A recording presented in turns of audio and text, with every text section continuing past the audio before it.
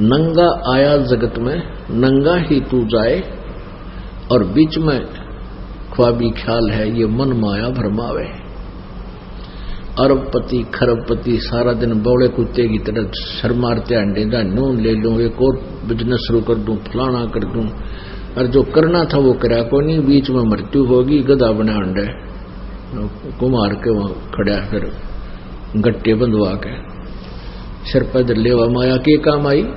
अरे इसके साथ साथ परमात्मा में भक्ति करो, ये माया तो शत्रु है इस जीव की। हाँ, इसमें बताते हैं एक माया दुख भंजनी, एक माया दुख मूल है। मान लिए परमात्मा ने आपके प्रारब्ध में खूब संपत्ति दे रखी है, उसका सदुपयोग करो। कहते हैं दान माया दुख भंजनी, और जोड़त संचत है दुख मूल। अब है अंतर की गंध है, या दिखत की है फूल। तो पुण्यात्मा, हमने परमात्मा के एक एक वचन पर विचार करना है। तो क्या बताते हैं कि मनुष्य जीवन की वैल्यू ई बाप लगा लियो कितनी होगी। एक श्वास उश्वास और मंत्र विधिवत मंत्र जाप किया जाए परम संत से लेकर आजीवन मर्यादा में रहना पड़ेगा। इसमें मर्यादा सबसे पहले है। जैसे बच्चा खेल खेलता है, खेल होता खिलाड़ी जो खेल खेलते हैं उसके कुछ नियम होते हैं, उनकी कुछ बाउंड्री होती है, सीमा होती है। उस सीमा के अंतर्गत ही जो बच्चा खेलता है और अच्छा खेलता है तो वो खेल में सफल हुआ करता है, और जो फाउल खेलता है तो उसको बाहर बैठा दिया जाता है, उस खेल में वो खेल नहीं सकता। तो पुण्यात्माओं, हम ये परमात्मा की भक्ति का जो खेल है, परमात्मा पाने वाला अखाड़ा है, इसमें आप जी सिलेक्टेड हैं जिनको उपदेश मिल गया, और इसमें जब मर्यादा में नहीं खेलोगे, मर्यादा में नहीं रहोगे तो आप फाउल हो जाओगे, आपका फिर काम बिगड़ जाएगा। परमात्मा कहते हैं 100 वर्ष तो सतगुरु पूजा, एक दिन आन उपासी, वो अपराधी आत्मा फिर पड़े काल की फांसी। चाहे फाइनल मैच में जाकर हार जाओ, वो कर दे गड़बड़, फाउल हो गया तो फिर वो सब बाहर हो जाएगा, वो बात तो बिगड़ेगी। इतने दिन के वो डले ढोए व्यर्थ गए। तो कहते हैं 100 वर्ष तक सतगुरु पूजा, एक दिन आन उपासी। 100 वर्ष तक गुरु जी की पूजा। गुरु जी की पूजा का अर्थ है जैसे गुरु जी बतावें उसी तरह रहनी करनी, अपनी मर्यादा और भक्ति करता रहे। और एक दिन 100 वर्ष तक ऐसी कर ली, और एक दिन आन उपासना, अन्य देवताओं की पूजा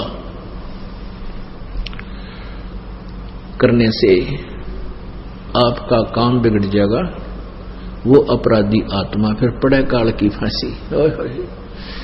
अब विचार करना पुण्यात्माओं, ये काल हमारे साथ कितना धोखा किए हुए है। जैसे कुछ दिनों के बाद क्या होगा कि आपके ऊपर कोई कष्ट नहीं आएगा, और जो कष्ट आना था वो परमात्मा कैंसिल कर देगा आपकी सच्ची लगन और भक्ति देखकर। यहाँ सांसारिक सुख हो जाएंगे, घर में भी सुख होगा, पास पैसा भी खूब हो जाएगा, क्योंकि दान ऐसे स्थान पर आप कर रहे हो, ये किया हुआ दान आपको मालिक देगा और बहुत अच्छा प्रतिफल देगा।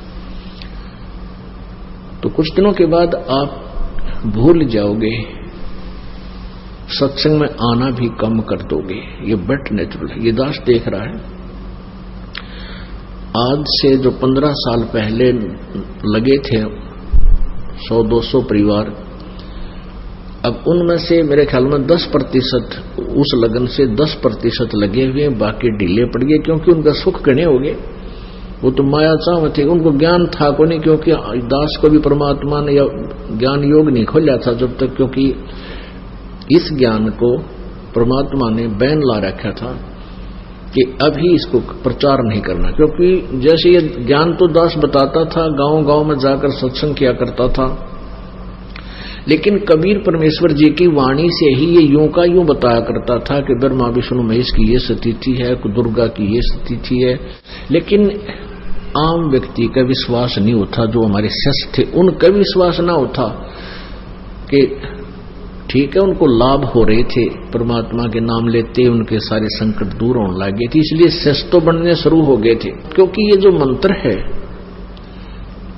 इस मंत्र का जाप पूरे विश्वास लगन के साथ जो व्यक्ति करता है उसको ज्ञान है या ना है। जैसे डॉक्टर कोई दवाई देता है, औषधि देता है, मरीज खा लेता है, तो उसको नहीं पता इसमें कौन सा केमिकल है, कौन सा साल्ट है, तो वह दवाई अंदर गई, लाभ तो करेगी। फिर यहां समस्या क्या आ गई है हमारे सामने कि जैसे जो दवाई जो मंत्र दास देता है, दूसरे नकली डॉक्टर यानी ये संत भी और मंत्र देते हैं उसी रोग के काटने के, मोक्ष मार्ग के लिए। जैसे ब्रह्मा विष्णु महेश जी को वो अजर अमर बताते हैं, दास उनको नासवान बताता है, क्योंकि सूक्ष्म वेद में लिखा हुआ है। तो ऐसे कंट्राडिक्टरी स्टेटमेंट हो जाया करती थी कि भी गुरुजी तो ये बताते हैं और दूसरे जो ब्रह्मा विष्णु महेश के जानने वाले वो ये बताते हैं, ब्रह्म ही सबसे शक्तिशाली है, ब्रह्म ही सबसे बड़ा भगवान है। विद्वान का लाने वाले ऐसे कहते थे।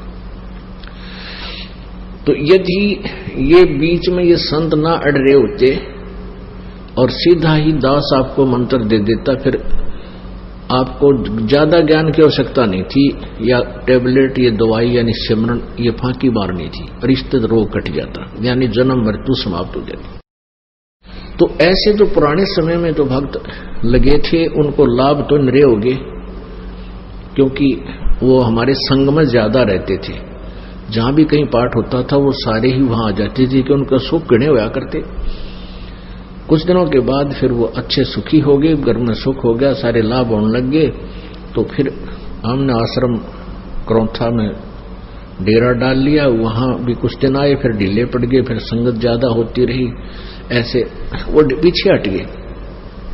तो कहने का भाव ये है कि एक समय ऐसा होता, वो हमसे दूर नहीं है, वो हमारे को ये भी नहीं है कि हम गुरु जी से दूर हो गए, लेकिन वो कमजोर पड़ गए और एक दिन ऐसी स्थिति आ जाएगी वो भक्ति बंद कर जाएंगे, क्योंकि ज्ञान बिना बात बने को नहीं।